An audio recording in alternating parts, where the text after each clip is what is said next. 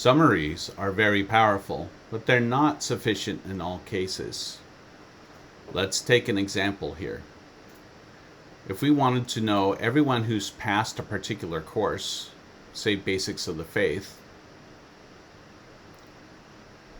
we could use a summary, and we select all classes passed. However, this is everyone who's passed every course, not just Basics of the Faith. What would be nice is if we could divide all classes passed by course, which we of course can do. This is called a division. So if I divide all classes passed by church course and select Basics of the Faith, that gives me a much more specific summary. That gives us everyone who's passed the Basics of the Faith course.